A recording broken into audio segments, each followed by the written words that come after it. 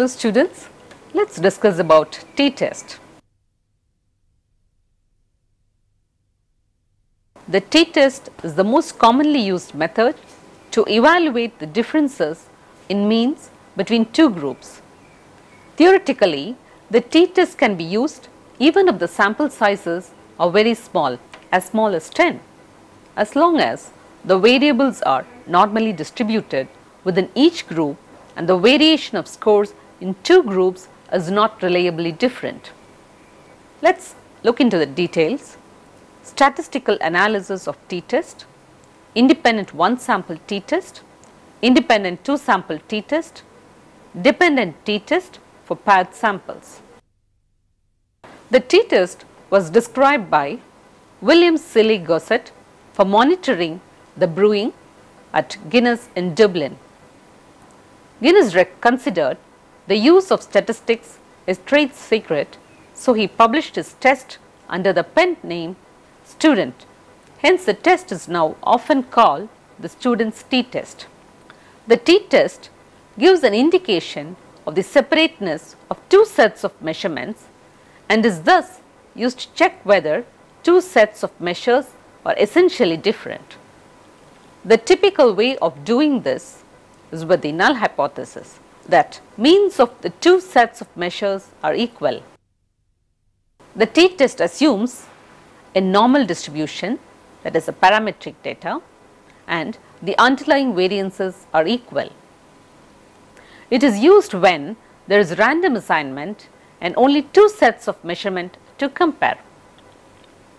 There are two main types of t-test: independent measures t-test when samples are not matched, and matched pair t-test when samples appear in pairs, that is before and after test.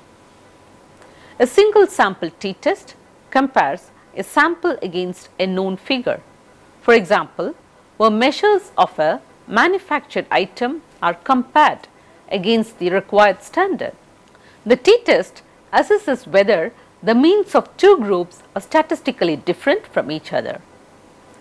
This analysis is appropriate whenever you want to compare the means of two groups, and especially appropriate as the analysis for the post-test only two group randomized experimental design.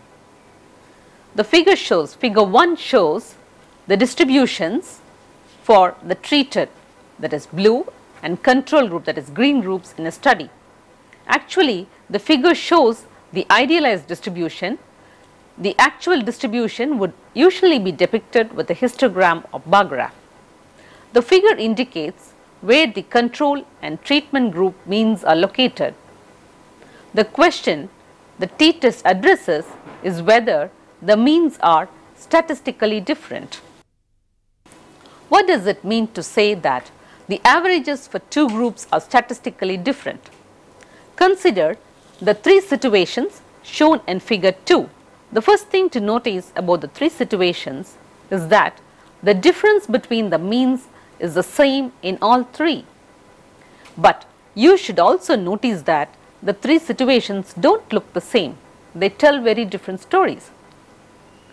The top example shows a case with moderate variability of scores within each group. The second situation shows the high variability case. The third shows the case with low variability. Clearly, we would conclude that the two groups appear most different or distinct in the bottom or low variability case. Why? Because there is relatively little overlap between the two bell-shaped curves. In the high variability case, the group difference appears least striking because the two bell-shaped distributions overlap so much. This leads us to a very important conclusion.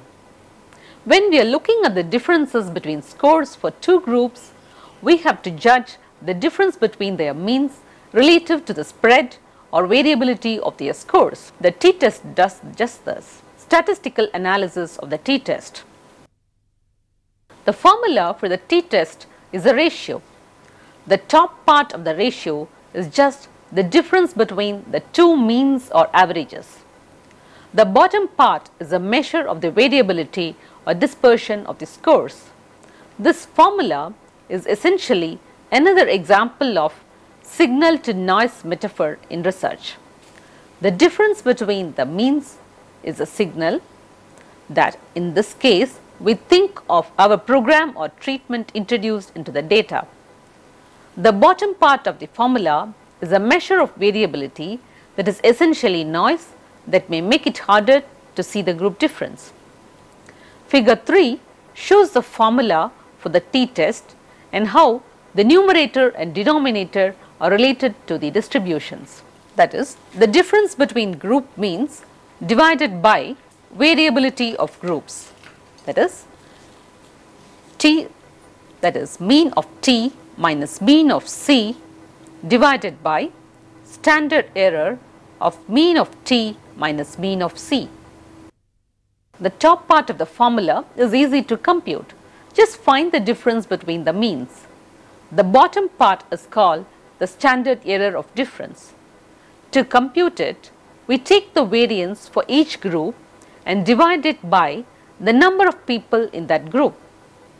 We add these two values and then take their square root. The specific formula is given below, that is standard error t is equal to mean of t minus mean of c divided by the square root of variance of t divided by n of t plus variance of c divided by n of c. The t value will be positive if the first mean is larger than the second and negative if it is smaller. Once you compute the t value, you have to look it up in a table of significance to test whether the ratio is large enough to say that the difference between the groups is not likely to have been a chance finding.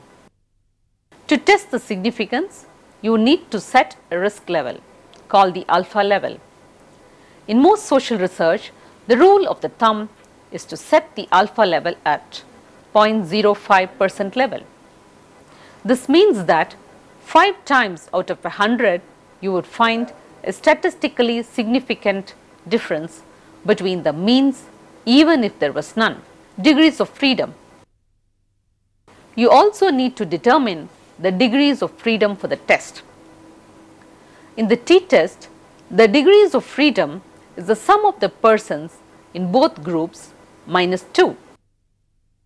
Given the alpha level, the degree of freedom and the t value, you can look the t value up in a standard table of significance. It is available as an appendix in the back of most statistics texts. To determine whether the t value is large enough to be significant. If it is, you can conclude that the difference between the means of two groups is different. Fortunately, statistical computer programs routinely print the significance test results and save you the trouble of looking them up in a table. Calculations. Explicit expressions that can be used to carry out various t-tests are given below.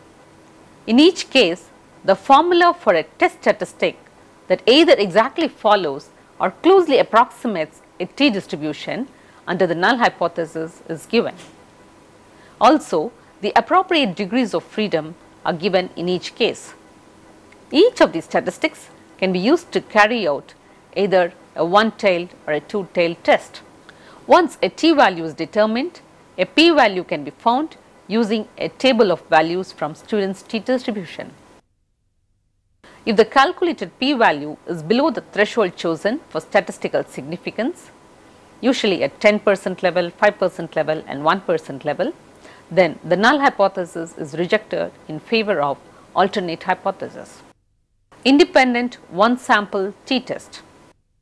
In testing the null hypothesis that the population mean is equal to a specified value mu0, one uses the statistic t is equal to x bar minus mu0 divided by s divided by root of n, where s is the sample standard deviation of the sample and n is the sample size.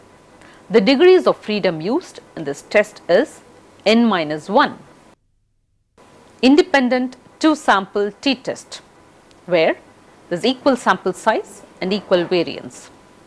This test is only used when both, that is the two sample sizes, that is the number of participants in each group, are equal. It can be assumed that the two distributions have the same variance.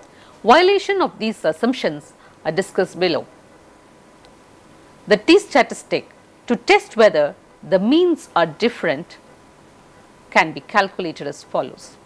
T is equal to x1 bar minus x2 bar divided by x1 is x2 into root of 2 divided by n, where x1 x2 is equal to root of 1 by 2 into x1 squared plus x2 squared.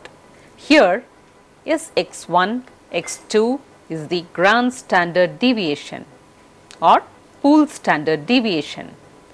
1 is equal to group 1 and 2 is equal to group 2.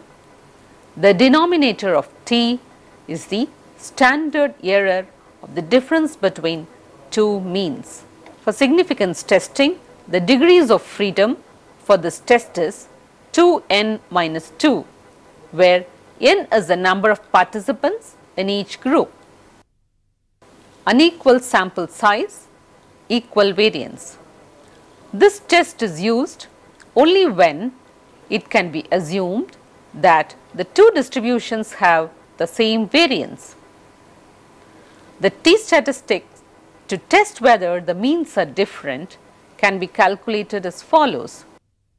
T is equal to x1 bar minus x2 bar divided by x1 x2 into root of 1 by n1 plus 1 by n2, where x1 x2 is equal to root of n1 minus 1 into x1 squared plus n2 minus 1 into x2 squared divided by n1 plus n2 minus 2.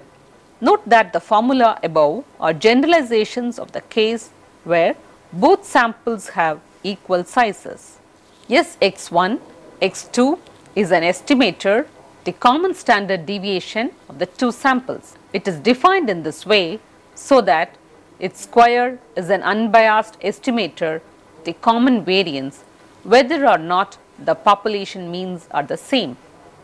In these formulae, n is equal to number of participants, 1 is group 1, 2 group 2, and n minus 1 is the number of degrees of freedom for either group, and the two sample size and the total sample size minus 2, that is n1 plus n2 minus 2 is the total number of degrees of freedom which is used for significance testing. Unequal sample sizes, unequal variance. This test is used only when the two population variances are assumed to be different and hence must be estimated separately. The t-test to test whether the population means are different can be calculated as follows. T is equal to x1 bar minus x2 bar divided by x1 bar minus x2 bar, where s into x1 bar minus x2 bar is equal to root of s1 squared divided by n1 plus s2 squared divided by n2, where s squared is the unbiased estimator of the variance of the two samples. N is the number of participants, 1 group 1, 2 group 2. Note that in this case x1 bar minus x2 bar is not a pooled variance. For use in significance testing, the distribution of the test statistics is approximated as being an ordinary student's t distribution with the degrees of freedom calculated using degree of freedom is equal to s1 squared divided by n1 plus S2 squared divided by N2 the whole squared divided by S1 squared divided by N1 the whole squared divided by N1 minus 1 plus S2 squared divided by N2 the whole squared divided by N2 minus 1. This is called the Welch-Satterwhite equation. Note that the true distribution of the test statistic actually depends on the two unknown variances. Dependent t-test for paired samples. This test is used when the samples are dependent, that is, when there is only one sample that has been tested twice, or when there are two samples that have been matched or paired. This is an example of paired difference test. T is equal to xd bar minus mu 0 divided by sd divided by root of n. For this equation, the difference between all pairs must be calculated. The pairs are either one person pre-test and post-test scores, or between pairs of persons matched into meaningful groups. The average and standard deviation of those differences are used in the equation. The constant mu 0 is non-zero if you want to test whether the average of the difference is significantly different from mu 0. The degree of freedom used is n minus 1. Interpretation. The resultant t value is then looked up in a t-table to determine the probability that a significant difference between the two sets of measures exists, and hence what can be claimed about the efficacy of the experimental treatment. Discussion. The t-test is a basic test that is limited to two groups. For multiple groups, you would have to compare each pair of groups. For example, with 3 groups, there would be 3 tests: AB, AC, BC. While with 7 groups, there would be 21 tests. The basic principle is to test the null hypothesis that the means of 2 groups are equal. A significant problem with this is that we typically accept significance with each t-test of 95%. For multiple tests, these accumulate and hence reduce the validity of the results. Advantages and disadvantages of t-test.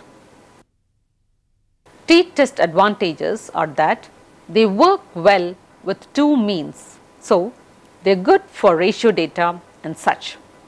It shows whether they have significant differences. However, if 2 means are large, it will give a significant value.